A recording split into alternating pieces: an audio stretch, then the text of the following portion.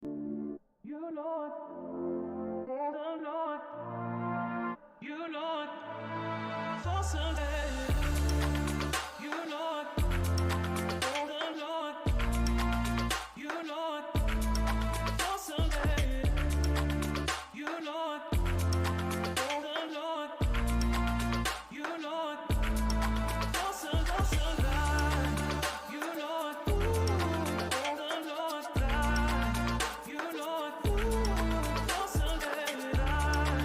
You know it, don't know it. You know it, for Sunday.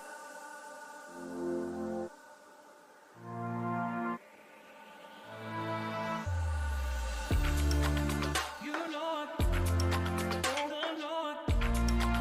You know it, for Sunday. You know it, don't know it. You know it, for Sunday. You know it, don't know it. You know it, for Sunday. You know it, don't know it. You know it, for Sunday.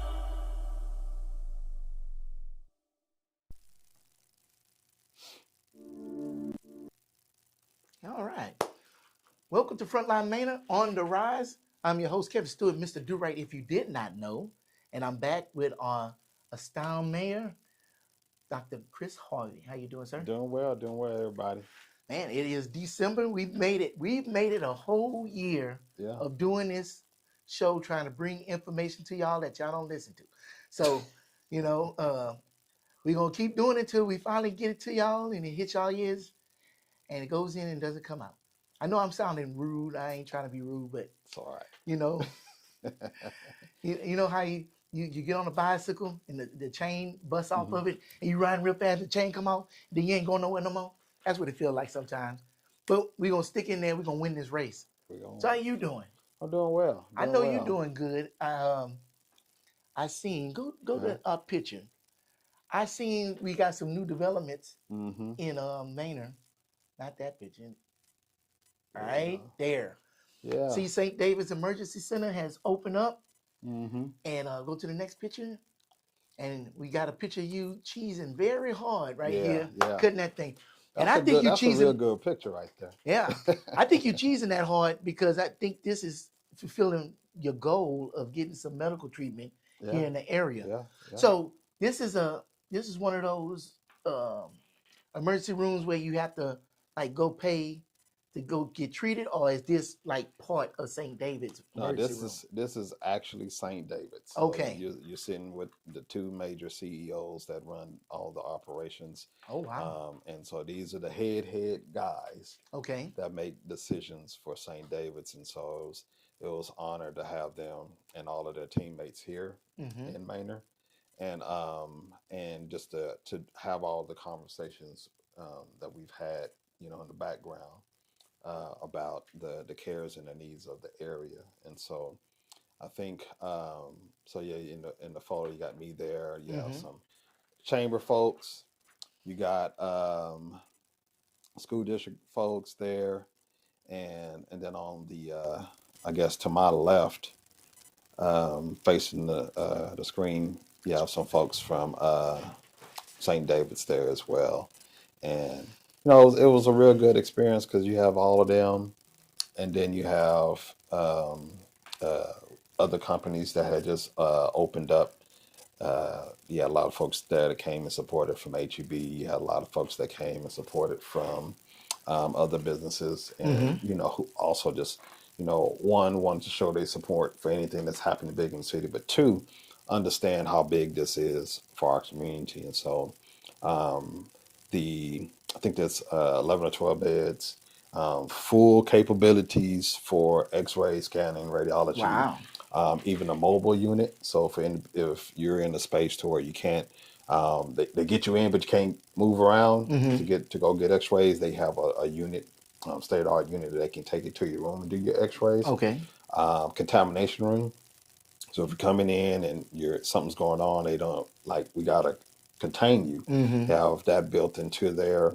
We can take anything from uh, the baby of the babies, the neos, all the way up, Wow. and anything they can do downtown, they can do there. Okay, and so it's not a triage center; it's more of a treatment center. But Or it is everything they can do. If you come in there, they need to have a major surgery or mhm. something. They have all that. Well, okay, Physicians on site. I mean, they like this is an extension of St. David's downtown. okay. Wow, so I didn't know it was going to Yeah, be that capable. yeah. I I thought it mean, was just going to be something basic to like get the person stable so they can transport them no, out. this is yeah. That's why it's such a huge deal Okay, from that. And I think St. David's has a lot of marketing information out there where they're putting out kind of the specs and the information about it.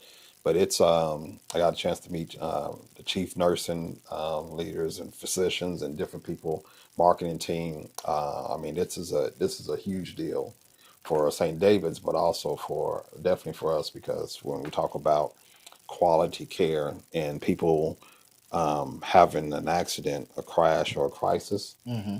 and they have to wait 12, 20, 30 minutes for EMS ride or for star flight. Now we can actually cut all that time down and they just go right there Okay, and get what they need. And so, and I think they'll be able to house EMS bay there, and they can park there, so that hopefully they'll be in town. And I think we have some more things planned to try to, increase the EMS presence in our city. But at the minimum, you don't have to play the shuttle game or the taxi game where EMS comes and gets you, take you to one spot, and they stabilize you or they hold you there to only take you to another spot, or eventually to far west um, location or far north location or St. David's location. okay. And so now you can come here and get what you need. And to be clear, it's just emergency services. It's not like doctor visits and things like that. No, I mean, I don't. If your primary care doctor, you still your primary care doctor. Your Right. specialty care doctor, still your specialty care. And I don't want to get into saying what'll happen if you walk in Yeah. and you need to be seen. What they'll do. I do know that they pride themselves on excellent care and customer service. And so, several times during the tour, we were reminded of that. Anything doesn't seem to be going right, please call me directly.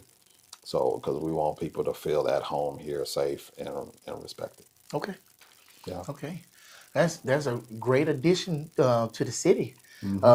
I know that was one of the things you was really working to get here in the city, and Yeah. you got it accomplished. Yeah. It's a big kickoff. I think when we first talked, we was talking about healthcare initiatives, and Mm-hmm. so when you do something like this, um, the next thing is an influx of primary care, specialty care opportunities, and then the regional hospital. And the primary care and the specialty care opportunities of Harvey trickling in. City Council approved a 10,000 square foot building that's going to have nothing but specialty care services. Okay. And Kind of like the one so, that's in Pflugerville over here off the tollway. um, you talking about the blade of Scott and White? Yeah. No, it's not. Won't be that big. But you know, what it is it's a sign that medical brokers, Okay. brokers that do development for medical complex, they're doing their research and they're seeing what we've known for a couple of years now, which is based off of the market studies we've done. We're primed for having a hospital. And so I think people are trying to start relocating out this area now because once the word fully gets out, Mm-hmm. you know, it might be difficult to find land about when everybody really understands how prime Manor is for opportunities. And the radius of this emergency room is Hmm. covering Mena, Elgin, Yeah, I this mean, part of Austin. anybody can come to it that Right. can be routed to it or whatever. So yeah, we're actually part of our mission statement is to be a regional leader, and we're thinking regionally, and so this this definitely becomes a help for anyone that can't go certain places. This helps people that are west of us Mm-hmm. in that kind of no man's land between Austin and Manor. Instead of going further into Austin, They could just depending on come. where that they can come into Manor, depending on the need and those sorts of things. But definitely Elgin, the unincorporated area or the Whisper Valleys, the Briar Creeks, off of Blake Manor, Wild Horse Ranch, all these areas are large neighborhoods that are being built that aren't in the city of Manor that a lot of people believe are. Mm-hmm. Even the residents believe they are. And so they don't have, in their mind, I don't know if they moved maybe for the affordability, but they're probably going to ask themselves, like in crisis, oh, where am I going to go? Right. And so we're trying to answer those questions and make sure that we have adequate resources for them because that's a lot of people that are coming into our area with our zip code, but they're not part of the city and they're going to need that help. And so a lot of people, so when the past numbers, when people were looking at our growth and they were thinking, well, you're at this number, you don't need a hospital. They're not counting, they weren't really looking at our development plan Mm-hmm. and what was already on ground to be built. When I got into the mayor's seat, we were look. There was a ton of homes already planned to be built, planned 100 neighborhoods, and then in the process, we saw. I think we counted up to about 14,000 units, averaging three people per unit, so 42,000 folks coming Mm-hmm. on top of our existing 21. So that's about 60 some thousand people, but that does not include Shotto Glen.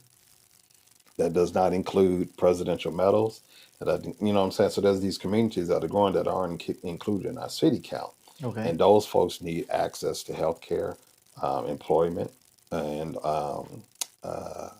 affordability and utilities and different things like that. So we're trying to ensure that they're paying attention to not just our city numbers, but everything that's happening around us. So this is a big deal for all of them as well. Okay. It does sound like a big deal. All right. All right. Let's move on to the next thing. Okay. Um, go to the picture. We're gonna save the pilot for last. So go next. I want to get into this, Mm-hmm. and the only reason I want to get into it is because Yeah. I'd be remiss not to talk about it, Mm-hmm. even though we'd be talking about this till our faces turn blue. Yeah. But I want to get some information out there. All right. Mm-hmm. So this person Mm-hmm. says I agree the roads are horrible in and around Manor, but Mm-hmm. most of the roads that don't get fixed belong to Travis County. So Mm-hmm. no matter how much money is coming into Manor, they have no control of unkept roads that don't even belong to them. Yeah. Travis County has a form on their website. It's there if you want to file a real complaint. Now, this is what I really want to get into. Okay. They have the control in that we elected them to fight on our behalf for us to get us better roads. They Mm-hmm. also need to lead by example. Many of the roads the city runs don't have sidewalks, don't have bike lanes, don't have shoulders, etc. The city has plenty of roads they could be improving to show the county and state that we are serious about improving roads around us. Mm-hmm. Now, I disagree with one thing Mm-hmm. that it shouldn't take the city to show the county and the state that we serious. Yeah. They should be serious at the same time as the city. Yeah. So I don't agree with that. Mm-hmm. But I wanted to bring this to your attention because we've talked about this before, Mm-hmm. and I wanted to give you a chance to sit up here and address this. Yeah. So, where to start? No, I know it's a lot. No. And really, it's more so of one Mm-hmm. positive is that we have more people. I think from the show and listening to the feedback that you're getting. We have more people now that are paying attention and listening and learning and advocating for the city, and that's a huge plus. So shout out to you, Ms. Mesqua, for for your comment. We definitely appreciate all those folks that are advocating or communicating what's happening and kind of those challenges. And then There was some points in Mr. Brown's response that I think are some fair comments. Mm-hmm. One is, yes, they did elect us, and we should be doing stuff.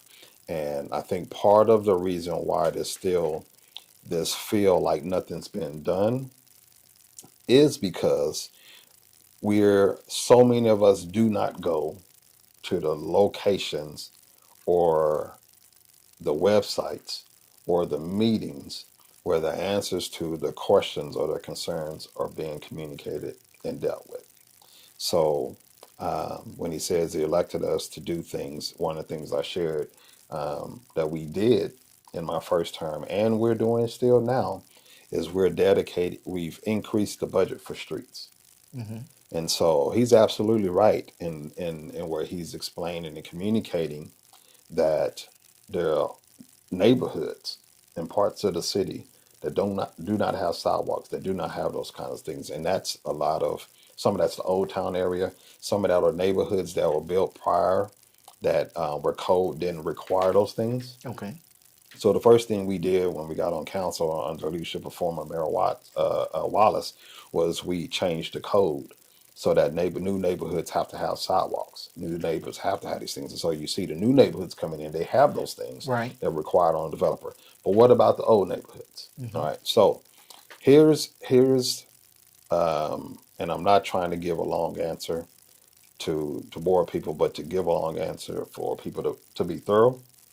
Um, when the older neighborhoods were created, Mm-hmm. um, those neighborhoods weren't created we're talking about years and years ago. So there's not a lot of financial planning that went into the neighborhoods in regards to ensuring that the property taxes that are collected from that neighborhood can reinvest into the neighborhood and take care of streets, drainage issues, and those kind of things. Okay. And so, in essence, everything that was not built under the new code, or with the new um, fiscal mindset in the city from the past, does not necessarily generate enough income to manage itself.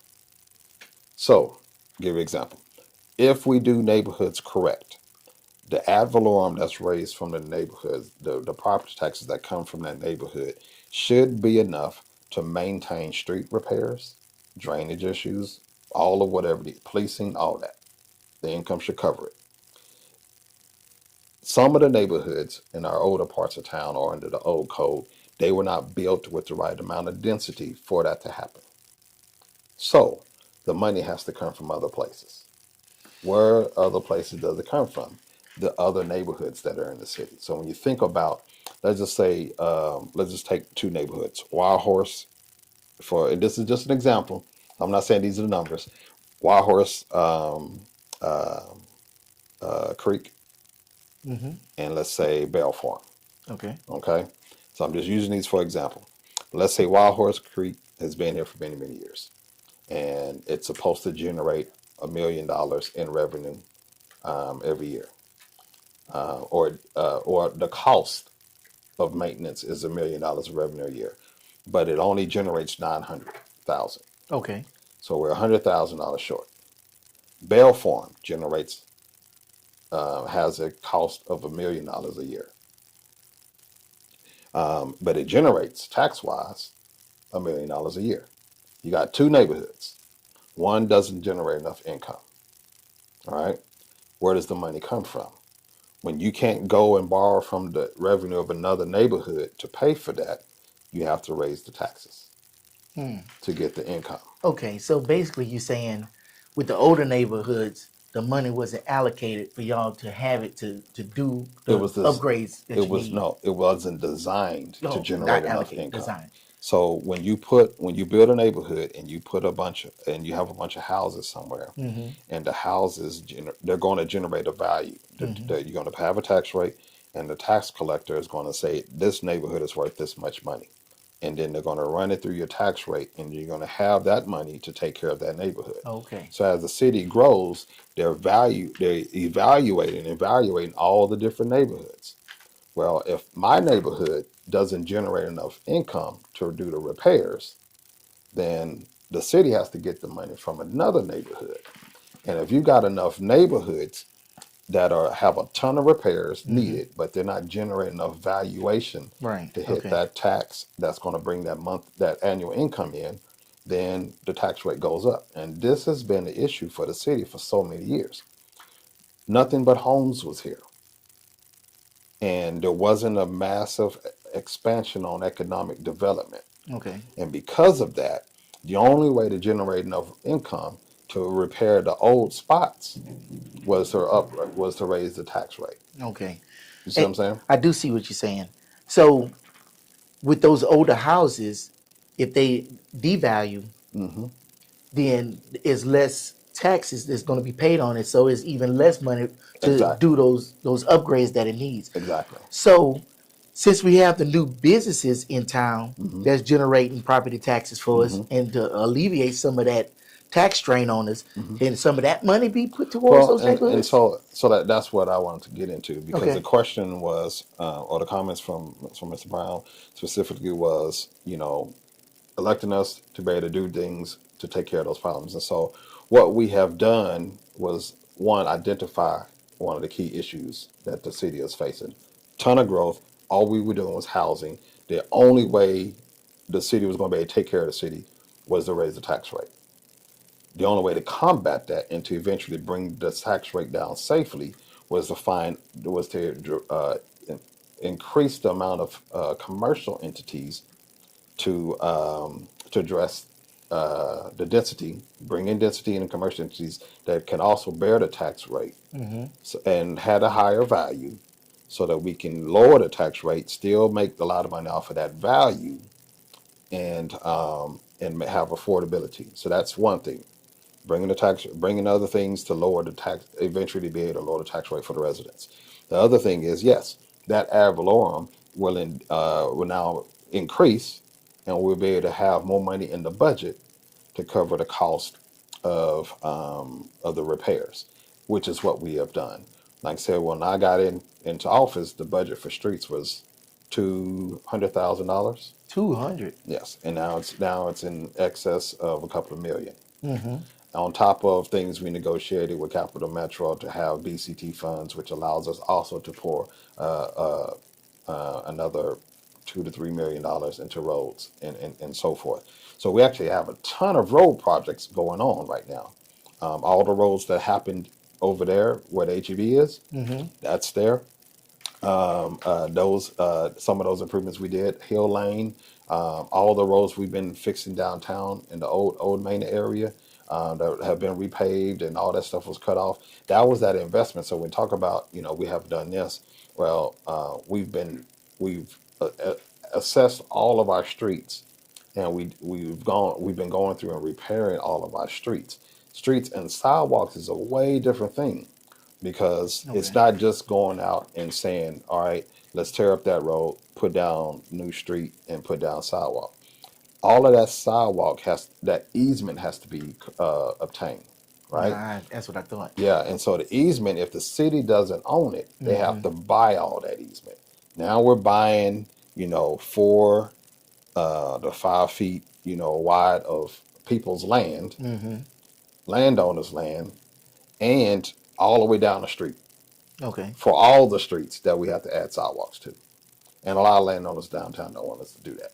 Oh, really? Yeah, because let me take it back. They don't. It's not they don't want us to do. They want a price higher Ah, than the fair market price. yeah. That delays those conversations. The other thing is, you can't put in a sidewalk without addressing the drainage. Right. Where the whole historical downtown area It's ditches, right? is ditches, Yeah, you have to sit up so there. you can't put a sidewalk there because you increase the flooding issues. Mm-hmm. So to address all of that area, from uh, the west border of basically the school district where the Central Administration Building is, the north border of 290, the east border of Walmart, Mm-hmm. and the south border of, I think, where the Exxon is. Right. So if you look on a map, that's a big area. We've done what's called a downtown development plan, and we put a tourist project on that. It's a tax incremental reinvestment zone. And all that says is we know that this area needs a huge overlay. We brought in some folks to estimate what some of these projects are going to do to the value of that area, Mm-hmm. not the particular homes, but how do we have this big area and strategically bring projects in that big area to raise the value of the area so we can have money to fix all that. And that's what we've done for that area. So the tool we just put on, the economic tool we put over that huge area would generate $40 million. That 40 million will be able to cover all the roads, Mm-hmm. all the drainage, and all the sidewalks for that entire area. We've done that one. That's TERS number one. We have two other TERS that we've created that take the a percentage of the taxes we receive from it, and we say, okay, we're only going to take this much of the taxes. So let's say every year from Bell Farm we get $1 million. But then, in the Bear Farm area, somebody builds a new home or a new business goes in that little zone for that terrace, and the value goes up to 500,000. Well, we keep the $1 million to still keep maintaining Bear Farm. The 500,000, this is where we start reinvesting. Instead of us taking 100% of that 500,000, we only take maybe 50% of that added to the general fund. The other 250,000 goes back into improving the area. Okay, that makes sense. So how long would that take to be able to get enough funds to be able to start those Those projects? revenues come in annually. Okay. So the faster the value rises, the faster the income comes in. And so what we do is we look at the projections for the income, and they give us kind of an overlay. And so then we look at the major projects and we say, okay, in year 3 we'll be able to do all of this. In year 4 we'll be able to do this. 5 we'll be able to do this. 6 we'll be able to take where we would have finished with infrastructure, and now we can use this money to incentivize businesses to come into the area. We can do this, build a parking garage because it's going to be this downtown stuff happening here. So that's how it looks like. So we have that downtown plan is on the website, has a projection of 40 million and the potential things we're going to be doing with that. So I want to go back to the houses, the older houses and the Mm-hmm. ditches. So I know when I bought my house, Mm-hmm. there was an easement in front of my house and an Mm-hmm. easement in the back of my house. Mm-hmm. That ditch area is not part of the property for the easement. Yeah. So you have your setbacks when you buy your house, where Right. you can't build anything, do anything. That's because it leaves space for the city to be able to do what they need to do under the ground for water, utilities, and that kind of stuff. Right. And so that's why all those houses have that. Some of the houses in the older part of town didn't have that necessarily, Oh, so or you those maps have disappeared, or don't exist because a lot of those people have been there for many years, and City Hall had burned down some, a lot of years ago, and mhm. so a lot of those records are gone. And so we have to go through and find those original surveys and do that kind of stuff from the county. But and then we see a lot of different things. One, somebody's house is they built the house, tore their house down, and built their house on somebody else's property, or they built their house on easements Wow. and those kinds of things. So that whole area is real convoluted and challenging and expensive to fix, which is why we went with this too, because that does not deter tax incremental reinvestment zone does nothing to the resident taxes. It doesn't increase it. It doesn't cost them anything. It's a way that we say we're going to, instead of looking at this small area that needs sidewalks, we're going to include this big area, and we're going to use the income that's coming from these other things that are happening in this big area to invest and take care of you, so that you don't have to, so that we don't have to raise a tax or do a specific tax for that area Okay. to cover the sidewalks and stuff like that. So that's the beauty of the plan. The challenge sometimes, I think maybe people want to know is, they want to know how quickly is it going to happen. Hmm. Well, so we have a choice. I mean, we can raise the tax to do it now, or we can build the tool and let the tool generate the income and fix things over time, knowing that you never have to worry about paying for it. And I think that's that's what we've elected to do, because our ultimate intention is to bring stuff in here and not have to raise taxes. Is to eventually build the city, repair the things that need to be repaired, get caught up to speed, get caught up in all the areas that need a little love and attention from the past, and then eventually start lowering the tax rate, so that because we've done well with the new things that we're doing.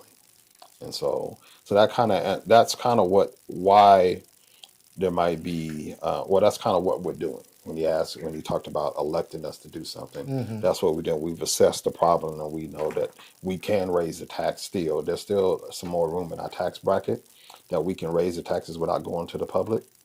We could do that and then start taking care of a whole bunch of stuff, but then a whole bunch of people will be mad, one, and two, they wouldn't be able to afford to live here.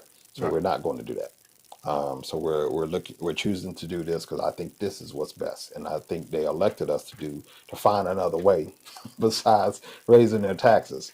And so, like other cities they had to go to the public for a tax increase. Mm-hmm. Our taxes even as what they are right now, there's still room to raise it, and we're just not trying to do that right now, or period. So, so that's one thing. The other thing that he mentioned in there, so talking about the roads and leading by example. Right. And so we actually have regular meetings where we talk to um, the transportation folks. And we've been doing so since Mayor Watson was, no, I keep saying Watson, Mayor Wallace was here, Mm-hmm. Larry Wallace Jr. And he created those meetings because when he was mayor, these things weren't happening. And so I think it's hard to talk. Because he's a respectful person, I'm a respectful person, so it's not like we want to talk about what didn't get done Right. because people take offense to it, and I'm trying to be respectful of past leadership. But it's hard to not do that when people are asking, well, why haven't you done this? Right. And so I think telling a little bit of the past helps people to understand we didn't have relationships with any of these entities in prior to 2019, Really. not like we needed to. Mm. And so and people weren't attending meetings like they needed to. And so there was a lot of stuff that had to happen in 2019, and we made tremendous progress, and then COVID happened. And when COVID happened, we started taking care of the people for COVID, and then the winter storms happened. But what we did not stop doing was meeting with all of those officials. And so that's why when we came out of those things, or during that process, Mayor Wallace had the roads restriped. So we had those 3 lanes, they're narrow lanes, but you can imagine what Manor would look like with only 2 lanes, Okay. because that's what it was. And he got them to restripe it. So we had 3 going through. And then since then, we've had some repavement and some fixes on that. You have turnoff lanes going on 290 and stuff like that. All those things come because those things that we're advocating for. The turn now that you can go across 290 to get into the HEB Center and to the Mm-hmm. main across and all that area, those are things that we have been negotiating and working forward to happen, because we are advocating at the state level. We are talking to TechStop. We are talking to the county, and that's how those things are taking place. So with that turnoff going into HEB, Hmm. that's not an automatic thing? No, Really? no, I thought since they was building that there, that TechStop would come in and make that no. for people to be Mm-mm. able to turn in there. No, those are conversations that happen between the developer, the city, and TechStop Okay. on what we want to see happen there and kind of go in there. So there's some things where when you submit a traffic mitigation, I think I'm getting it's a TIA, a TII. Basically, it's a traffic analysis that you have Okay. to submit when you're doing certain projects, and they will tell you what you need to do to mitigate it, but you don't have to do it. Well, you don't have to do anything extra. Okay. And so what we've negotiated in that space is extra things, because we wanted people to be able to turn in and go in there. People from Chowder Glen was like, hey, we don't want to have to come all the way out of the neighborhood to go back into there. And so the city built a street that allows people to have a little back way to go in there, or if they want to go back into the neighborhood, they don't have to go in. There was other things we tried to negotiate, but you have to work with landowners. And Mm-hmm. some landowners didn't want to, necessarily give up some of that land because they were going to be building on that. And so what we wanted to send a road through some other spots, landowners weren't willing to do that. And so we're still trying to build relationships with the landowners in some spaces so that we can be able to negotiate more roads east and west and north and south in our area.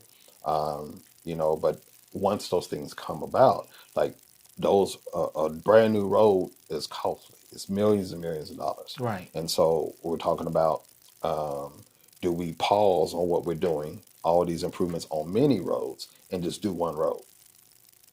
And I think in that situation, there's so much when we our street assessment tool that we use, it assesses all our streets and it told us what better value for our money, and so that's what we're rolling with. We're looking at the better value for our money and getting more projects done versus doing one, and I think that's creating more safe roads versus just saying we're going to take our full budget and just do one street, because that one is going to take forever. Mm-hmm. And people who are don't necessarily drive in areas, because there's a lot of there are projects that are going on, but people don't drive in that area all the time, and so they don't see what's going on.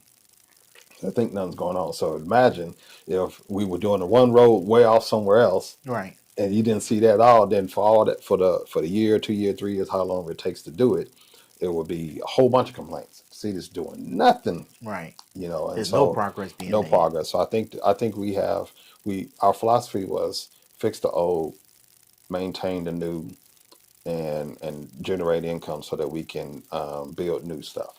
Now we did, and go to the county, Mm-hmm. and we met with them, and we asked in the 2017 bond if they would build the roads that they had drawn up in the 2017 bond.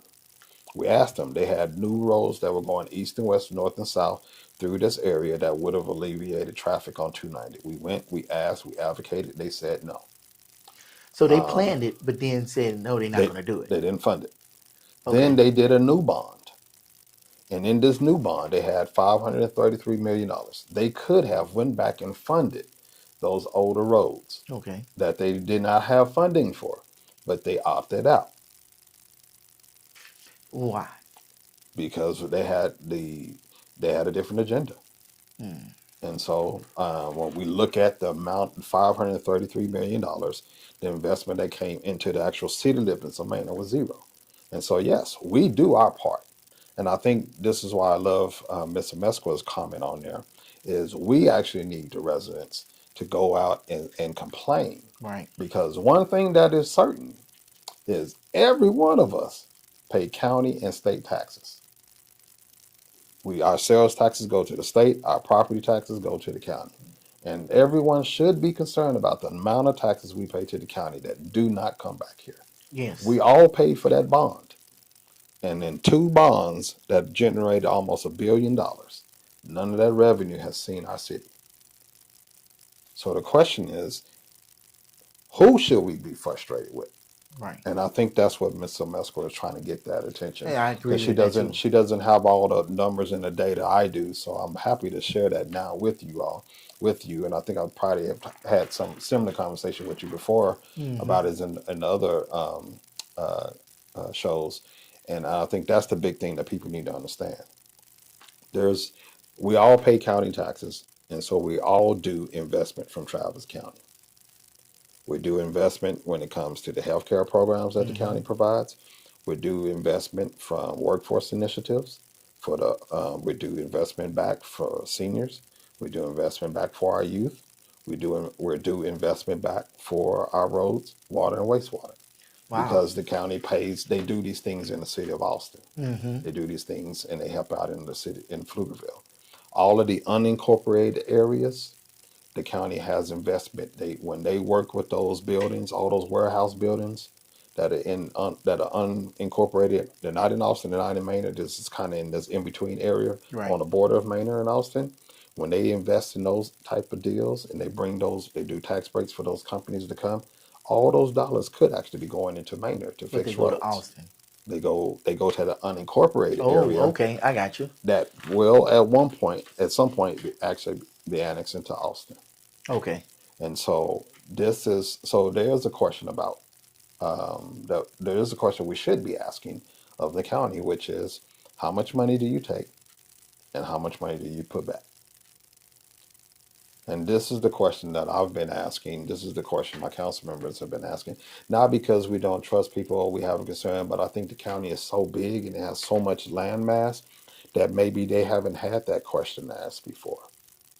And so those are the things that we're asking in writing.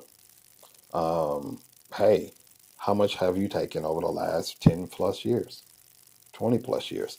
And then how much has actually come back into programming for this particular community? As It's, we grow, the amount we contribute increases. But if we can't, if we have a bond, what was it 2023 or 2022? We did a bond for the county, 2023, and they say we're going. What is it that you want, Maynard? And the bond team meets with the city, and we say, can you please fix Old Highway 20? Can you please fix this road? Can you please help us get 973 fixed? Can you please advocate for us to get 290 done? And they say, well, we can't put the bond money on the highway, but these are projects we will note and take to the commissioner's court. And then nothing note-wise goes from that meeting held here in Manor with the bond committee to the commissioner's court. you said nothing. Nothing from that meeting goes. Why is that? Huh? So what do you do when the majority of the interest and the requests come from Austin and West Austin, and they are on the county's bond project, and your stuff just struggles to be funded or even be on the list? It sounds like your voice is not loud enough to be heard. So what do you do when your voice is not allowed to be heard? I mean, And in Austin, the community goes and speaks. mm-hmm. They go and speak to the county. They voice their concerns. In Manor, that's left to be decided. What are we going to do? We're a fast-growing community. We have needs, and I think we have to all be on the same page about what we want and what we need our stakeholders to provide. So when he says, we elected you to create change, we're out here doing our best to correct change. However, the system says if you don't have enough complaints or people behind you, numbers, right? How do you have influence? How do you get power? Money, status, numbers. So in our system where we're trying to go get resources, where we know the highway moves when there's a number of complaints about something. That's how we get stuff. That's how we get what we want. That's why when the first thing CTMRA did, when they started getting serious about this, they had a town hall, and they wanted to get numbers to find out what percentage of the people were favorable. Right. Because a favorable percentage says the project can move forward, and they don't want to have on the back end people trying to stop it. So they do the numbers up front. If we can get numbers to go and say, please tell us how much you're taking and how much you're going to be giving back. Please advocate for our roads. We're not asking for anything except for 973, 290, Old Highway 20. Those are the only two things we've been asking for the last 6 years. Right. Three things. And they've had over $1 billion that they could have invested on that.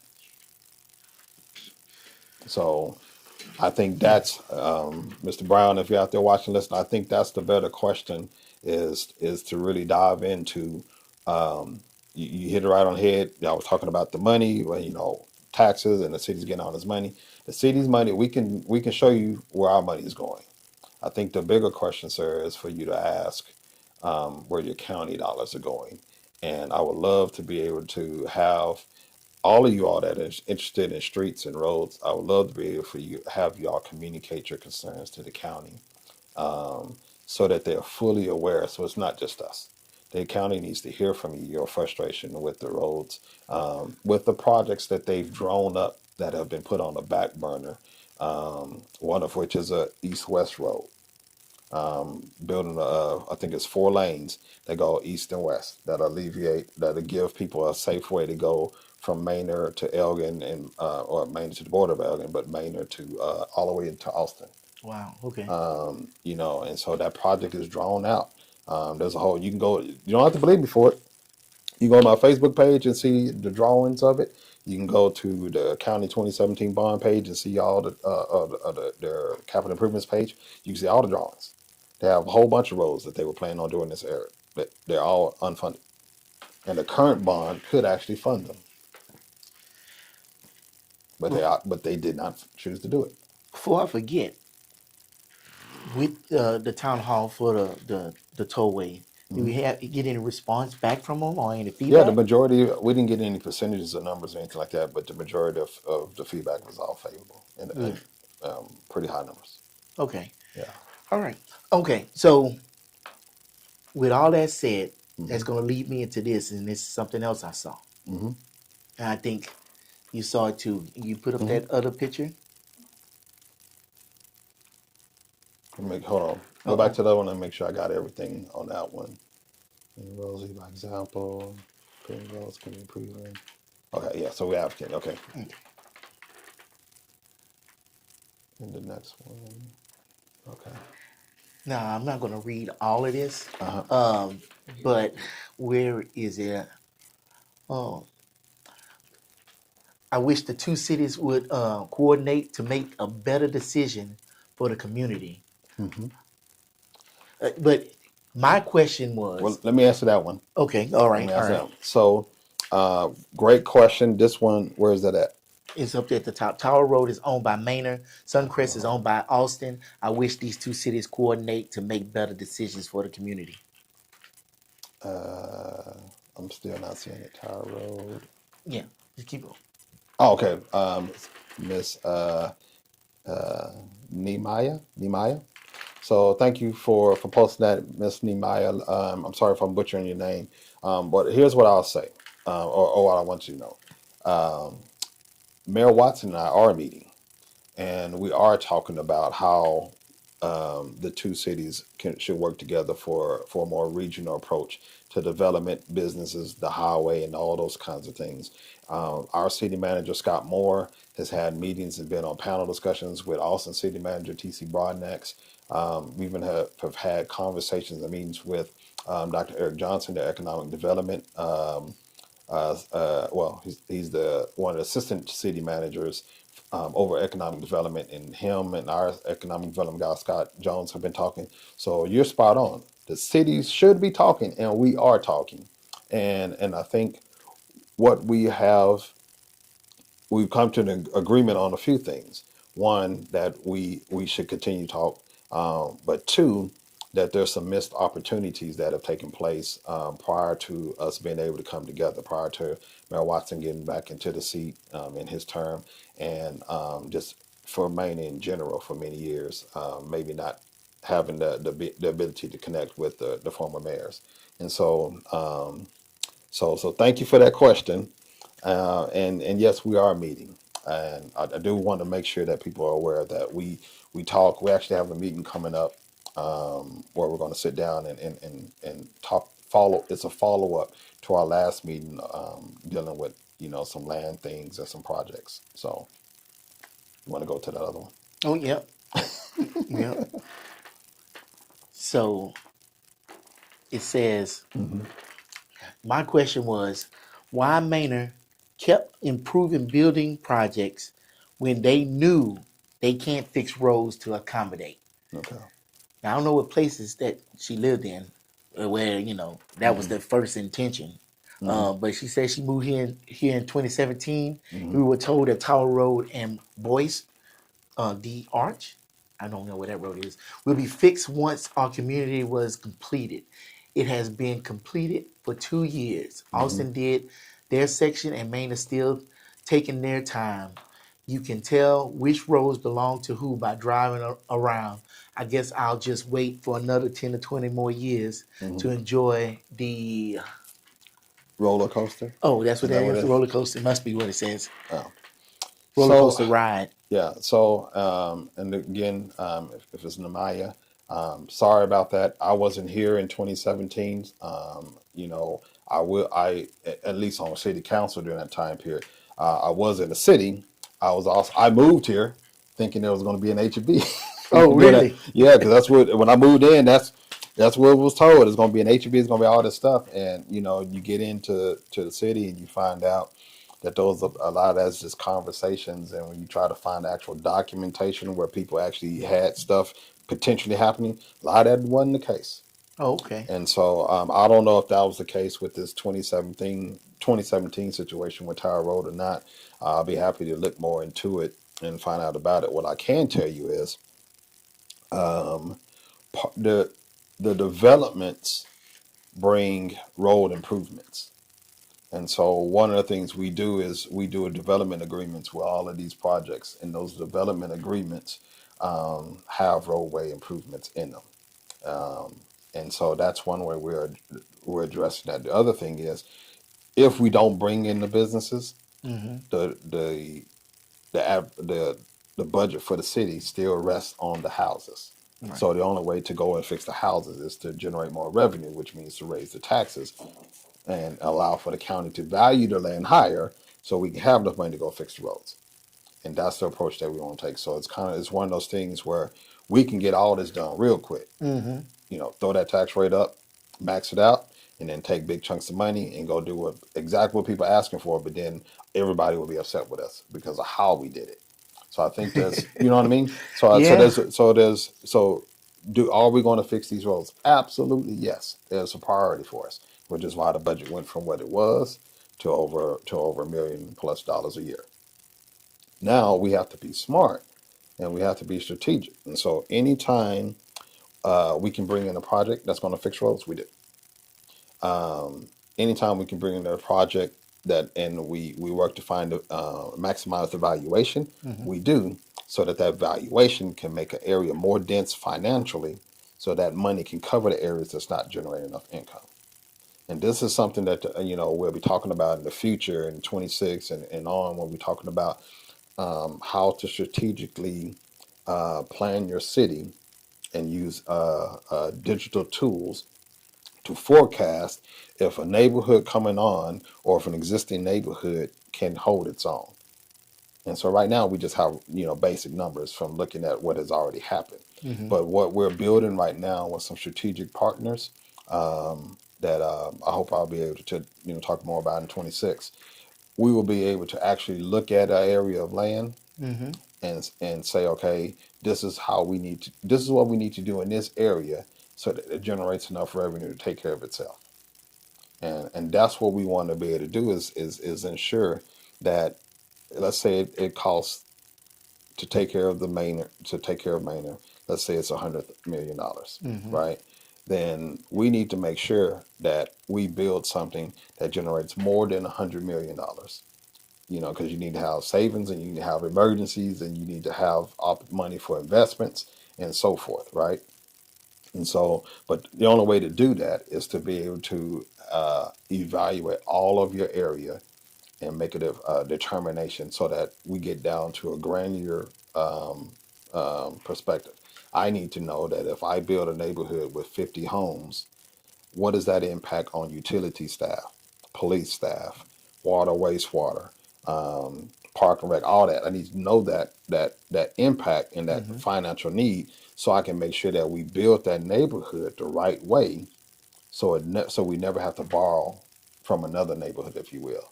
And I hope that's making sense to people. I'm trying to make it as plain as possible. If my neighborhood is built and it's self-sustaining because it had the right density in it, Mm-hmm. that means the cost for the additional police officer to police that area, the water, wastewater infrastructure, the ditch improvements, all that stuff, that neighborhood generates enough income to where it can maintain itself.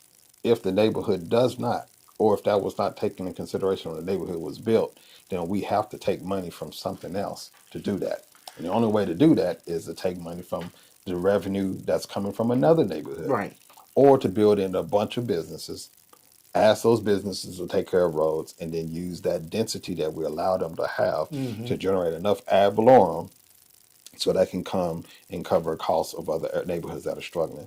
There's a lot of training I went to with the Texas Economic Development Council, and in those meetings, they talked about how you strategically build employment centers and economic development centers, and you densify those areas so that you got a lot of income coming here, so that you can take that income over the amount you need and go over to the other areas that aren't generating enough income to the city, and help out their needs. And that is the best practice way, research best practice way to take care of your city without raising taxes. Now So, we can do it quicker. well, It's going to be about raising well, I'm gonna taxes. ask this question. Uh-huh. Play devil's advocate. Hmm. Why could you not do a hybrid plan with what you're trying to generate with the businesses and the density, and also raise taxes? You damn if you do and damn if you don't already. Yeah. Yeah, you're not fixing the roads fast enough, Yeah. and you're taxing the mess out of us. Either way, you're gonna hear it. Well, So why not a little bit of both, and just you're gonna hear it anyway? we actually did a little bit of both. If you Okay. recall, less than 2 years ago, we did raise the taxes. Okay, so that was the reason why they had a Yes. tax raise. Yes, we when we went to the voters to ask for the sales tax back, if they had voted that through, we would actually have an excess of several $1,000,000 a year that we could actually dedicate to public transportation and road improvements. Sales tax. What are you talking about? You know what I'm talking about. So because of those deals that have happened again, the 85 deal, 1985, this is where a big portion of money that anybody, if any of the folks out there on social media that are having questions or wondering, it seems like we should have more money. Right. We That's should have why. more money. Yeah. But because of those deals way back then, a lot of that money is going out like it never comes through. It goes out. And if we can recover those things, then we can absolutely, use those funds to improve roads quicker, to build a public transportation system that's more effective, that's more Manor driven and cheaper. And people are asking, when we're going to help with nonprofits and grants, or how we're going to help with small business. All of that revenue, the purpose of those dollars is to do exactly that. But we have to get that money back. So we did raise the taxes, Right. and we are doing a hybrid of it. But the big issue is the sales taxes. Okay. So he says sales taxes. He's talking about that 1% sales tax. So I'm gonna try to make an analogy to really break this down. You was 20 years old. You got your first job at McDonald's, and you decided to get in that CD program. You remember that CD program? Get 10 CDs free, and then all you had to do was pay a subscription fee. And so the subscription fee is just 1% of your check at McDonald's. Yep. So what you was making, what, maybe $200 a week or something like that? It wasn't that much. You didn't really care. You got your CDs. Yeah. Well, now they told you couldn't get out that contract. Now you done went to college, you done graduated, and now you're a doctor. You practicing, you making 6 figures a year. But this CD company, for them little 10 CDs, is still asking for 1% of what you make. Would you be happy with that? What could you do with that money that these people are getting for these 10 CDs? This is what we are in right now from decisions that was made way before this mayor was in office. But this is what this mayor has to deal with. You know how they say on TV, that's not my present me problem, that's a future me problem. Well, here you're looking at the future me dealing with this. And we've talked about it before. We're not going to talk about it now, but we will talk about it more in the future. But that 1% of the sales tax in Manor is a couple of $1,000,000 a year. Couple of $1 million a year. That's money to fix the roads. If we had that money, would those roads be fixed now? Yeah. Yeah, we could. Don't look at the camera. Would those roads be fixed right now? A lot more roads would be fixed, and we'd be having a way different conversation, because what you're talking about is 2 or 3 million. Let's just start from since I've been there. Okay. So if we had our extra 2 or 3 million, let's just call it 3. Okay. Now, if you had an extra 3 million, A year from 2021 to now. So 4 years times $3 million. Yeah. I know I graduated, but that sounds like $12 million in the time you'd have been in office. Yeah. You saying those roads would have been fixed. Yeah. Well, we would have fixed $12 million worth of road. And the budget for fixing roads now is $1 million. Yes. Yeah. Up from 200. So, Mr. Mayor, how would we be able to fix this problem and get that $3 million back into the city pots? 2027. There'll be a board vote in November. So 2027. So I got until 2027, November 2027, November 27. to convince everybody to stop arguing and being mad and all get together, sing kumbaya, and get this 1% sales tax off our backs. Yes. Because that is a big gorilla on our backs. And the thing that upsets me the most about it, and this is not him talking, this is me talking. This is the thing that upsets me. I've learned so much since you've been on this show. Like, you open my eyes to some things, because I would say the same thing that a lot of people are saying, because I don't know. It's what I hear or what I think, but it's not what I know. Once I found that out, it blew my mind. But I see these comments and I'm like, but you're not talking in a place of no, you're talking in a place of speculation. Yeah. And if you just came to a meeting, or just ask your question to me. It's Frontline Manor. This is the front line. I'll ask the question. I'm not scared to ask the question, so we can get the information. And if we could just stop, I want it. If we stop bitching and moaning, and we just come together. I've never seen anybody say, hey, I'm holding a meeting myself outside of the city so we could talk about concerns of the city. Or who can we talk to? Or anybody just doing positive things to try to get information. I don't see that. I just see bitching and moaning. Yeah, I know it took you 15 minutes to get from here to Sonic. It takes me 15 minutes to get from here to Sonic.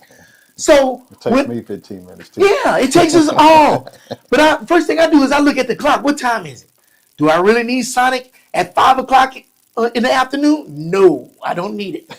I can wait till 7, 7:30, then go. I plan my day around it because there's other places in this world that have just as bad traffic. Look at Los Angeles. I mean, man, they look at us like, y'all complaining about that? That's traffic? Yeah. You know, but as a community, we can easily come together and make our voices heard, not only to the city, but to the state and the county, so we can get these things. Because I heard about the other end of 290, and they came in force, and they got everything they wanted. And if we did the same thing, we can get everything we want. Yeah, I mean, if you look at, and I think that you make up a good point. Look at all of 290. Yes. And look at where the improvements have gone. Right. On the other side of Elgin, when they widened the 290, it, took it all the way down there. That's a lot of money spent. A lot of money spent. And then look at the senators and the congresspersons that are over those areas, because these are conversations that we have to have. So if they're able to take rural area where the population is 1% of us, and they can get highway improvements, we have to ask ourselves, okay, what are all these people doing? Yeah. How, you mean this small town of 40 people were able to get a congressman or a senator or someone to move on their behalf? Yeah, that's a good That's a question. good question. So how come we can't get anything to move? No. And I think we look so much at the federal and lose hope in our voice and our votes. Yeah. That we discount ourselves at the county and the state level. Where it's most important. Where it's the most important. Where this is literally where you can, where your vote matters the most. We can show up in droves and say, fix 290. And they will have to fix 290. So, with that said, and everything I said, because I can't just be popping off at the mouth and not sit up here and back it up with something. What is a suggestion for us to do to start creating this one voice? I'll tell you. I think I said this before on the show. Let's host a town hall. I'll come to it, because typically when I do it, people don't show up. Yeah, so get somebody important that had to come. You're not important enough. So, but let's have a meeting. Okay. Send a message to me. Get with your HOAs. I'll be happy to come to the HOAs. I'll come to your HOAs and we can sit down. I'll bring information and facts. You tell me the topics you want me to cover. I'll bring the information and facts, answer the questions, and then we can talk about, strategically how we can go and advocate for our city. I'll invite our state reps down. I invite our county folks in, and y'all can ask them directly those kind of questions. Let me ask you this. If somebody tried to put this together and was looking for space to do it, Mm-hmm. is it space that the city could provide or Well, I would say if they're interested in doing it, then reach out to us, and we'll work to trying to find a partner to help host it. okay. There's also, there's you know facilities here that are owned by different school districts and so forth. There's also churches here, and a lot of grassroots things all I had it in started churches. in a fellowship hall somewhere. Okay. And so I mean, and if we have to generate money from something to pay someone because nobody wants to let us do it for free, then we'll do what we got to do. To work together to solve the problem. But if people want to meet, I mean, we can go to a park, and It's too cold to be for the park right now. look, I'm sorry. it's face the cold and get the road. I would turn that heat on. I would turn that heat on that car and sit in that traffic until Yeah. spring. Yeah, and I'll be there with bells on. Okay. but I think that for anyone that wants to know, I've Right. always been available. I've always said, I'm here to do that. I've tried to usher people towards my Facebook page to send me questions directly. Sir, you haven't updated your Facebook page in a hot minute. I Don't got even try. announcements on it. I just went on your Facebook page today. No, I haven't done anything today. You're right. Yeah. You sure? Don't make me hold you accountable, man. Go look at it right now. We pull up right now. See what my last post was. What you on my Facebook? I know City of Manor Facebook page has announcements and is updated. Yeah. But your personal page is not as up to date as the city's. Okay. What was the last thing you saw on my page? Oh man. The second picture from the top was a picture with you and your wife going into Chili's. All right. I'm showing him. Look right here. What's the first picture? What is that? And it says 2 days ago. 2 days ago. I swear I looked before he got here and I didn't see that. I saw that on the City of Manor. Yeah, you got. What's that second picture though? Second picture is St. No, David's. no, he got 2 pages. He's sending y'all to the wrong page. That's what's happening. The third picture is the Christmas. It starts off with the video from the Oh man, choir kids. All right, telling you. I concede. I am wrong. I can admit to being wrong. I tried to keep up with it as best as possible. And then I do have a dump I'm about to do because there's been a ton of stuff that I've been doing that I haven't posted from my perspective. So I'm behind on that. But and I do plan in 26 to get back to my some type of mayor recap, and hopefully some of that'll be with the Frontline and some of the other things that we'll be doing. But I try to keep stuff going on, and one of the biggest things that I do have going on a monthly basis is health awareness stuff. Okay. Yes, I do agree with because that. we're trying to get healthy people. A healthy community makes healthier choices with their eating, with their time. People that have healthier that are doing that, I think a little bit clearly, more clear, and they're a little bit more patient.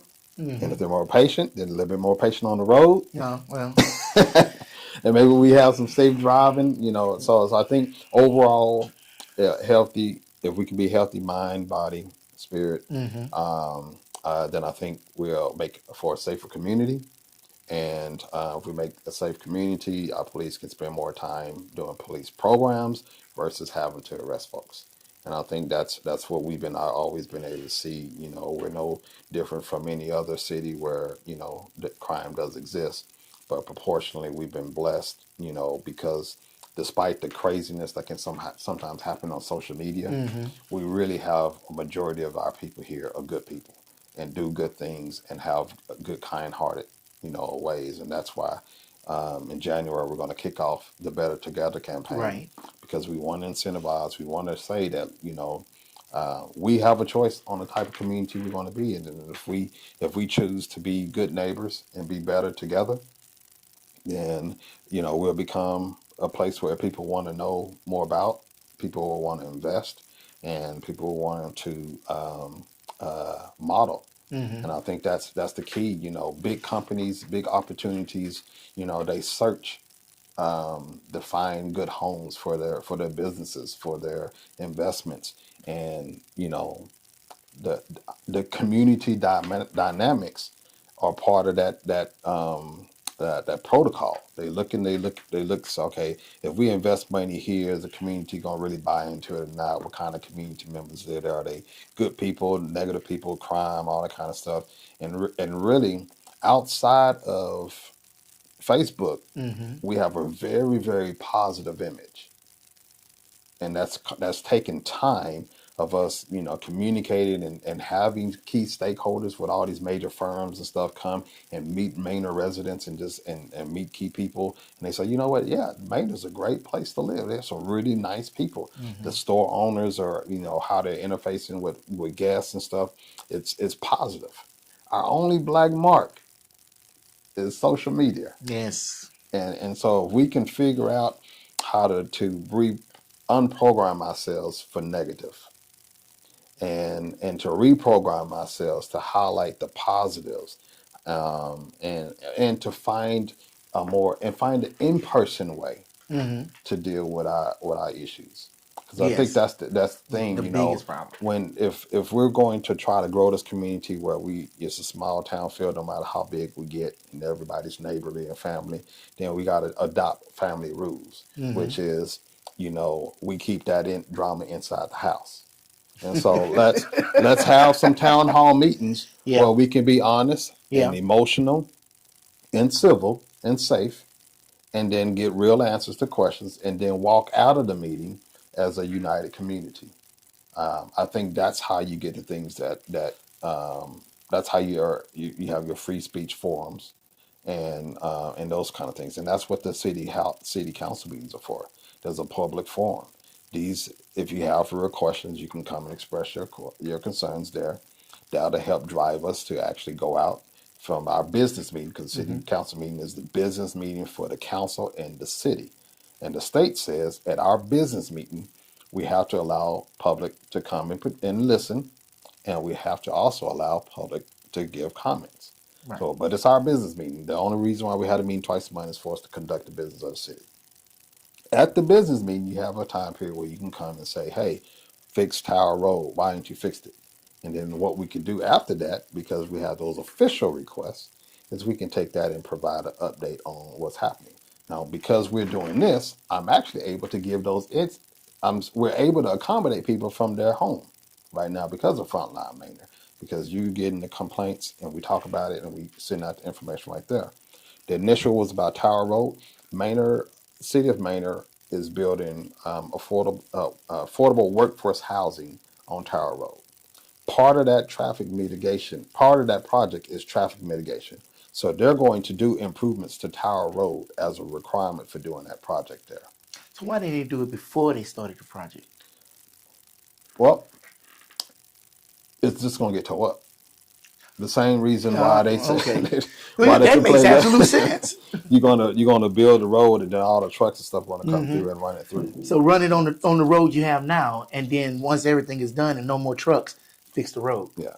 So you have to wait until the project is done. Well, that's it, yeah. You're gonna have all the trucks coming through to build the neighborhood. And the other thing is, there's council members and myself that have had conversations about how to assess the city and figure out how to reroute those trucks, Mm-hmm. and send them different ways. And it's really difficult to do because, like if you're thinking about Stonewater over there, and you have Presidential Glen, Presidential Meadows, all around that area, and those are neighborhoods that are still growing, still building. So we can't just say no trucks on these streets, Mm-hmm. because then there's no way for the construction stuff to still happen for the homes that are still being built. And so, but we've thought about that. We've thought about looking at certain roads and saying every time, every few months, this road gets torn up because of weather and these trucks. So we thought about saying no trucks. But the problem is there's no other way around. Some of these roads, there's no other way because we don't have other thoroughfares that are built for the trucks to get around and get where they need to go.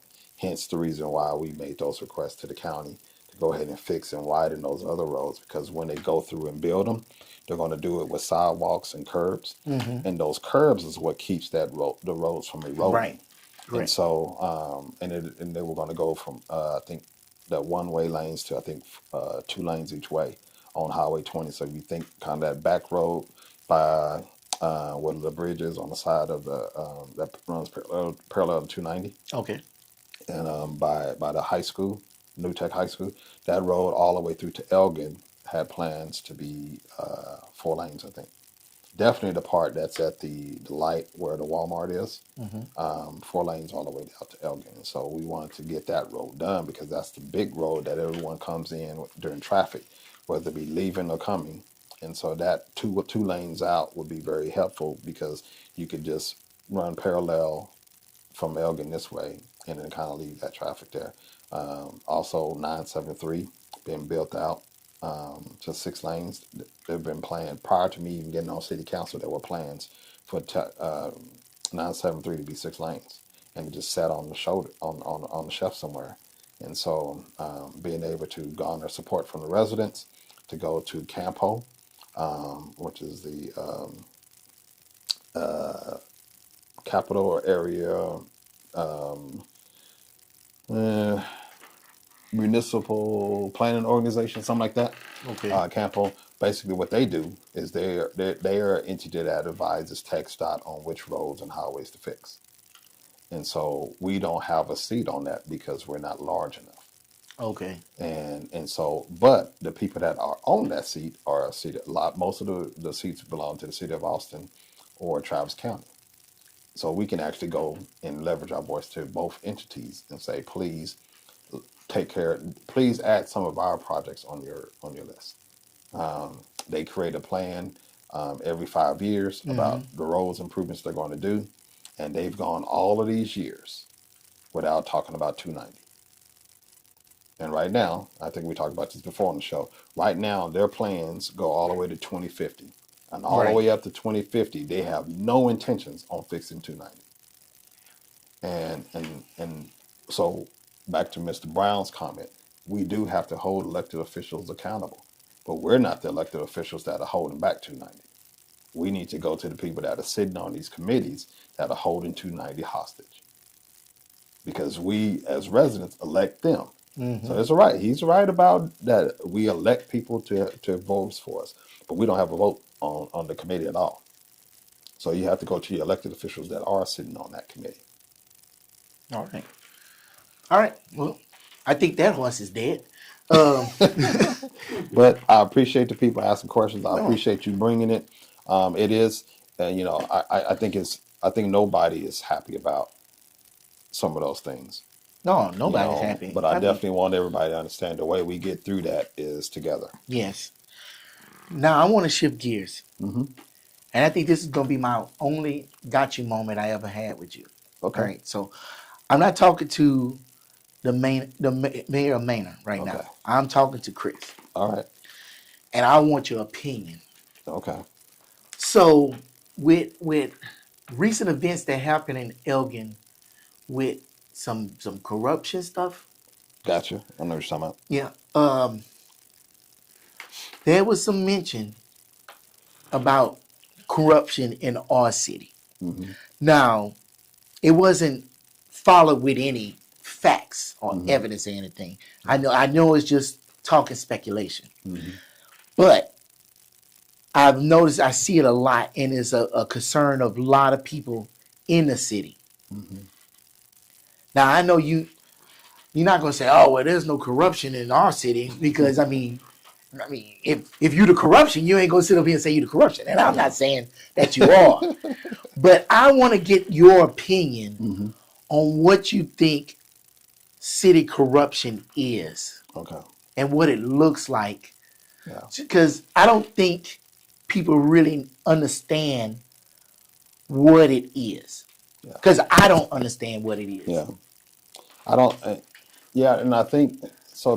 The terms get thrown at a lot of different things, Mm-hmm. um, and understanding if anyone that runs a business or anything like that has any type of fiscal knowledge knows that your books are important and tracking money is important.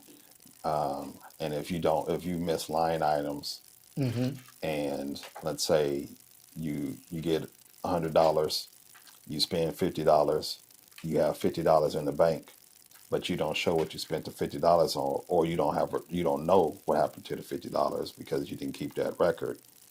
But someone knows that you spent it on the right thing, then it's not necessarily corruption, it's just bad record keeping. Okay. But I think it gets labeled as corruption because someone can say, what happened to the $50? And if I say, well, I don't know what happened to the $50, then what does that sound like? Corruption. Corruption. Yeah. And so the numbers can check out fiscally, meaning this money came in, this money was spent on actual things. We just don't have the information we didn't keep the transactions, or someone had bad record keeping, but we have enough information to prove that it was, and we have the ending balance that connects to what we said we were going to spend on. So we need to figure out what happened to that one or two receipts. I think maybe that those kinds of things are treated as corruption. Mm-hmm. Every required by state law, all cities have to have audits, external auditors. So someone has to come in that's not a part of it. Like larger cities have internal auditors, we don't. So all of our audits are done by external auditors. And so they have to come in and we have to turn over things to them and they have to make sure things line up. Things don't line up, then they call into questions. We have to go and find this or find that or whatever, and then it can lead to an investigation. So when a city's audits are good, it impacts their financial rating. So when you hear people say our financial rating is good, that means we have been fiscally responsible Mm-hmm. because we have turned in all of our documents as required by state law for the annual audits, and the annual auditor is saying everything meets the state statute for the tax controller and all those folks. So is that how Elgin got caught up? Is because of those audits? I'm not sure because I didn't really spend a lot of time trying to dive into it. Mm-hmm. I was more concerned about the verbal and verbal attacks on the mayor Okay. and the individual that was taking the heat for I think things that weren't connected to her. And so that's where I kind of spent my time, which was checking on her and praying for her because those things get out of control, and I'm not sure how aware you are what took place, but it made it into certain trending groups, Okay. and she began to receive hate mail, and then she began to receive death threats, and a lot of other things, and so and all because of a difference of opinion between the council and the community member Mm-hmm. who chose to distort the information. I don't know the facts or that, but I know that the investigation is going to yield something a lot less than what the belief Right. transpired there. But you have a city of a lot of good people that are um, trying to find their next step, their growth, and try to find that next city manager leader. And I think they believe they have someone now in that role that's going to take the city to their next level. And these kind of things are just they're never helpful. They're harmful to the morale of the city. They're harmful to potential investors and builders. Makes people you know you never, because no matter what happens, nobody's ever going to trust the answer. Right. Right. And so somebody's going to come in and they're going to say all that was no, all that's false, That's a cover up. but we still need it, but this does need to be fixed. And because nobody knows how small that fix is, it's still a problem. And so it's still a problem. It's still a cover up, or it's still this, or it's still that. So it doesn't really matter at this point, how small the issue is.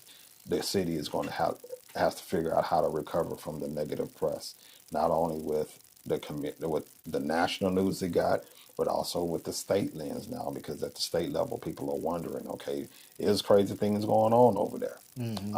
And and if I'm a state official and I have connections to investors, and I'm hearing that, and I have access to bring in opportunities there, I might halt there.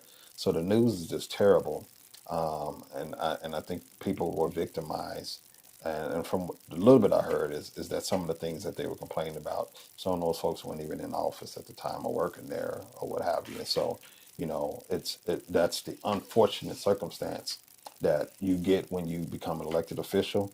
Whatever people did in the past, you have no idea about. You're in the seat now, and now you have to deal with that. Mm-hmm. And people want to hold somebody accountable. You can't go back 20 years, 10 years, 2 years, and find them and hold them accountable. They're gone, living their lives. You got to be held accountable for that.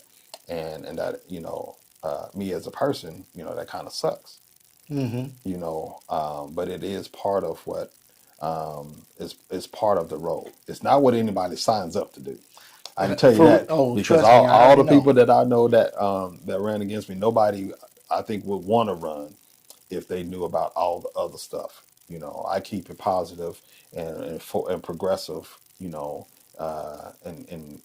public and on social media, but there's a lot of hateful things that you have to endure through when you get into this seat, and I don't think people know that. And I think what we watched with Elgin is how bad it can get Right. when people choose not to be united. I think that that's something that where the people could have came together in the town hall and asked some questions, and then the city could have said, we're going to go and get this information so we can answer your questions one and for all.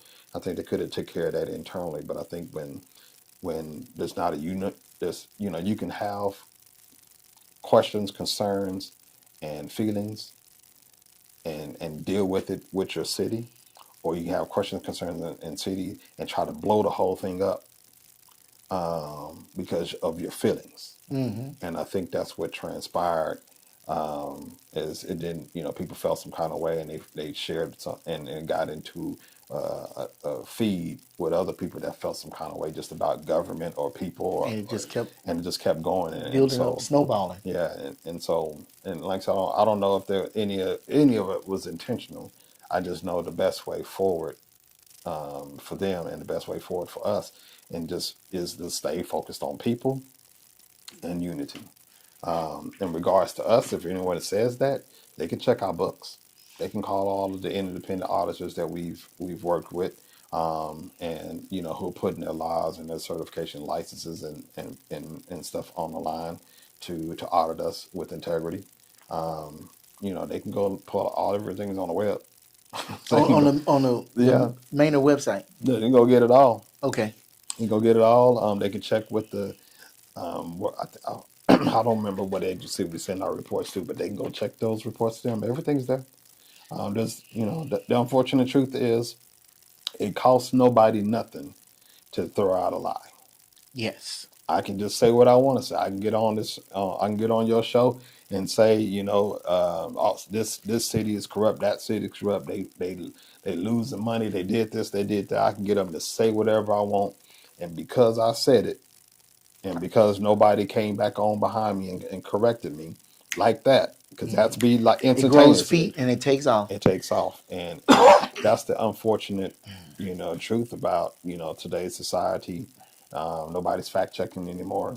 Nobody's looking for primary source information. An angry person can get an audience quicker than a mayor. Oh, yes, facts. So, Absolute facts. So, with that said, I'm just going to ask you this. hmm We're going to go to past Chris, hmm when you was starting your campaign to run for mayor. hmm And me and you sitting down right here, and I'm going to ask you a question. The question is, how do you convince somebody you're not corrupt? how do you convince someone you're not corrupt? Um, I don't think you do. You do try to convince someone you're not corrupt. Okay. I think you be who you are. You be your authentic self. And someone who's already convinced that you're corrupt, You can't convince you them can't anyway. you can't change your mind. What you can do is let time tell the truth. Okay.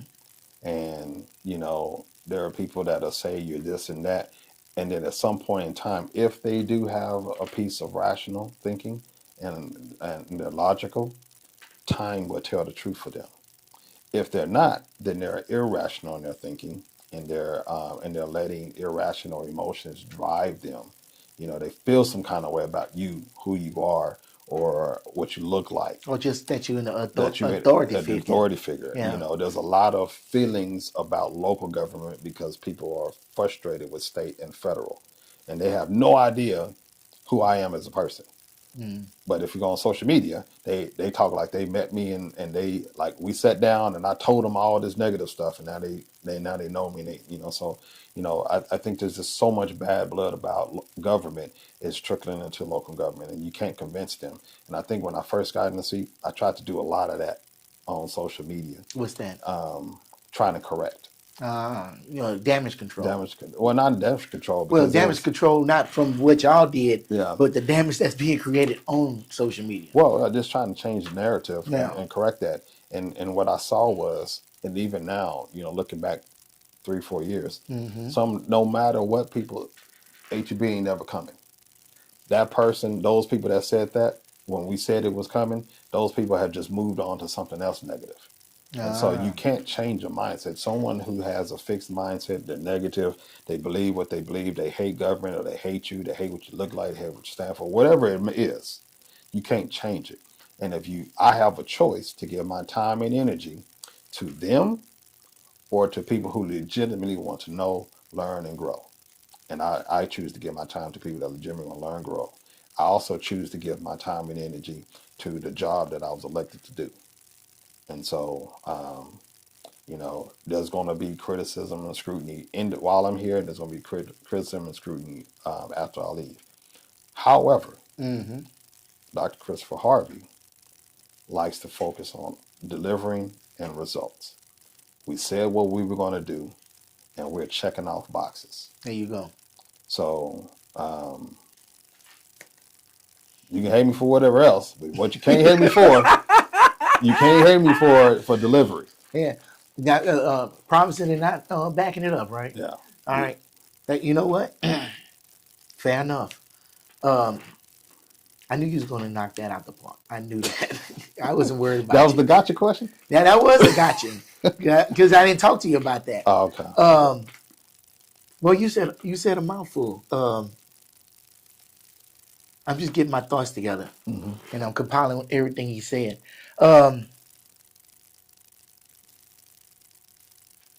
I understand exactly what you mean, because when I decided to start doing this, I knew I was going to put myself out there. And here in the future, I'm going to be doing some other stuff, and I know I'm going to put myself even more out there for ridicule and criticism.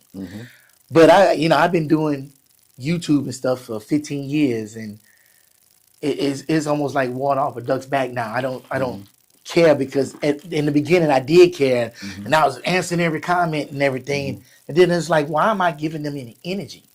You know, let me just keep doing what I'm doing. But I will say this, and I'll look at the camera when I say this.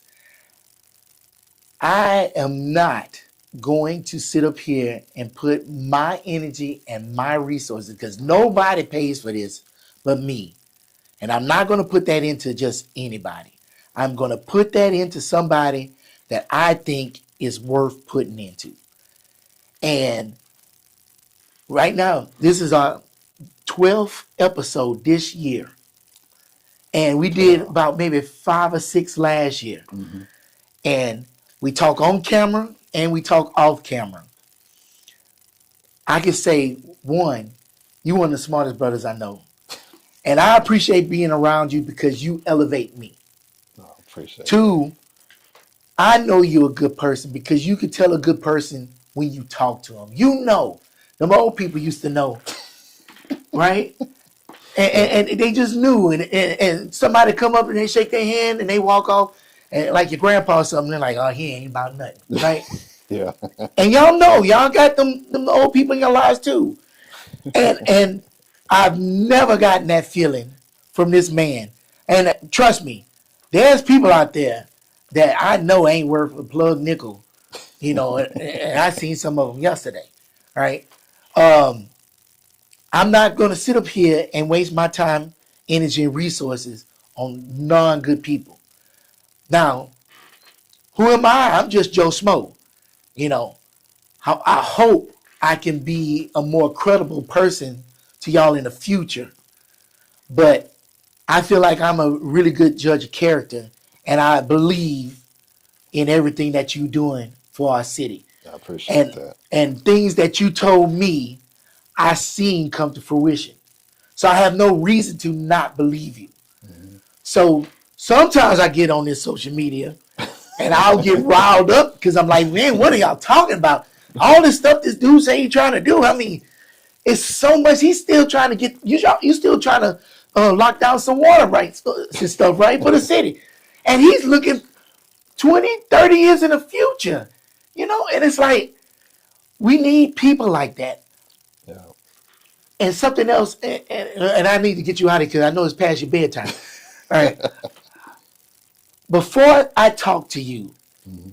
I had this idea running in my head. Maybe I can run for city council. Maybe I could be mayor of Manor, right? And then I talk to you, and I don't want nothing to do with it. Absolutely That's not nothing. good. No. Because I think it's a special person that can do that. Just like you said tonight, with that mayor of Elgin getting the death threats and stuff. Not everybody's built to take that.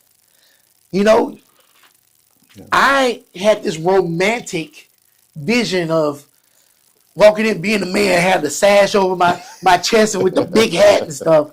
You know, and I'm playing, but that's Yeah. basically what it boils down to. Yeah. But then hearing the day to day and everything you got to deal with, like I couldn't imagine going to that many meetings in a month. Dude, I lose my mind. You know what I'm saying? And then On top of work. on top of your job, that Yeah. bruh, you talking about traffic. Imagine doing your whole job and then the rest of your free time, you doing that. And you're taking away from yourself and your family. And you're making sacrifices for people sitting up here crapping on you. And it's like, I don't want to be mayor of nothing. I don't even want to be mayor of Smallville. I don't know the name of Simpsons Town. None of them. It's like it just me sitting with you Hmm. has enlightened me, and that makes me want to do this show more, so I can enlighten more people to what it's about. Yeah. What we don't know. You hit the nail on the head. The federal level has this what's the word disillusion Hmm. with government. Yep. And it ain't about Trump. It's not about Biden. It's the whole No. federal government has a disillusion, Hmm. and we don't trust it. Hmm. And I think we all feel the same way. But like you said, it trickles down all the way to the city level, and then we just don't trust nobody. Hmm. I get it, but what can we do to start building this trust? The Yeah. one thing we can do is for us to come together Yeah. and hold people accountable, start listening to what's happening and not just assuming, Yeah. and let's be a part of the solution instead of being part of the problem. Yeah. You know, man, I need to paint this soapbox I'm Soapbox. on because man, I seem like I'm on the soapbox a lot, but Yeah. that's what I want to bring, Hmm. and the whole reason Frontline Manor is here is because of this man. Because he motivated me to want to do this. Because I was content with coming home, sitting on that couch with that remote control in my hand, and a beer and chilling. And here I am. But I enjoy this. I Because enjoy I it feel too. like this is what I can supply to my community. So I'm thankful that you encourage me, and I'm thankful that you willing to come here Hmm. once a month to sit here and Yeah. talk with us. And I'm also happy to have you as a friend Yeah. because you're a new friend, one of my closest friends in Manor. And if I send a message, he answers. So that's how I know he's a good person. So I appreciate that also, Yeah. right? So that being said, I only got one other thing to talk about, and it's real quick. We'll close out. Okay. Last picture. I want to talk about Fred Dunn's daughter. Okay. Fred Dunn, right over there at Lily Mae's Uh-huh. Comfort Food. Yeah. Her daughter is a pilot for Southwest Airlines. Wow. Her name is Yeah, that's huge. oh, I'm terrible with names. No, I'm not gonna try. How you say that name again? Spell it. N-I, no, Kanaya. Kanay. Kanaya, Kanaya. I maybe. can. Yeah. I tried to spell it out. The pronunciation, I still couldn't do it. But she's the 8th black female pilot in Wow. Southwest Airlines. I think that's huge. I think that needs to be highlighted. Yeah. And that is somebody from our community.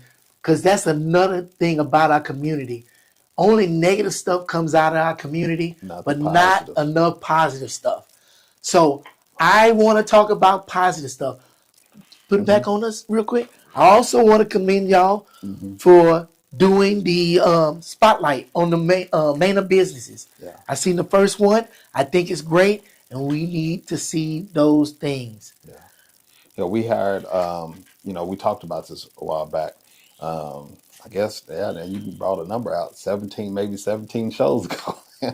Yeah. We were talking about the validity or the need for us to improve communications Yes. because a lot of things were happening. So we've worked with in this past budget cycle to hire a marketing communications person, and so we're really excited about having that position and the new things that are going to come from that. Which our hope is that people get to learn more about what the city's doing, that we're spotlighting businesses like she's doing, and shout out to Ashlyn, and that as more things are happening, that we can just kind of like create our own news type of feel, because that's the biggest challenge, right?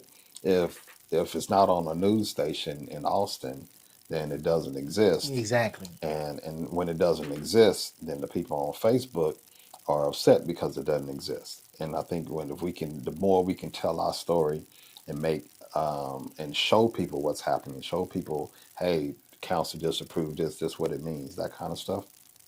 And the more frequency, I think people will start seeing the positive. And Fred, shout out to you. I tell you what, I gained a lot of weight going to his spot. I, cares a lot about people. Gives a lot to the community. One of the first people I met that was doing like amazing things when I moved here in Manor. That was doing a lot. He was doing a lot of donations and stuff for. I didn't know at the city at the time, but definitely he was when I moved here. He was doing a lot of stuff for the school district, and then learned how much he was doing in the community. And just, I don't think he has a bad dish. No, not at all. But I can't go through all of them, because if I did, I'd be big as a house. Yeah, so I have some ones that I like, and and there's some people in other cities that are appreciative because he did some catering for us in the past. And, Yeah. yeah. So I mean, so awesome. No awesome wonder why show. we got HEB. No, We gotta go thank Fred for that. no, I didn't bring them over there. But no, definitely. Congrats to you, Fred, Mr. Nunn, and your family, and that is awesome news. It is. Because you're talking about 8 in the world. Yeah. Well, 8 for Southwest Airlines. So but out of all the people in the world that are pilots, Right. she's number 8, and that's a big deal for Southwest Airlines.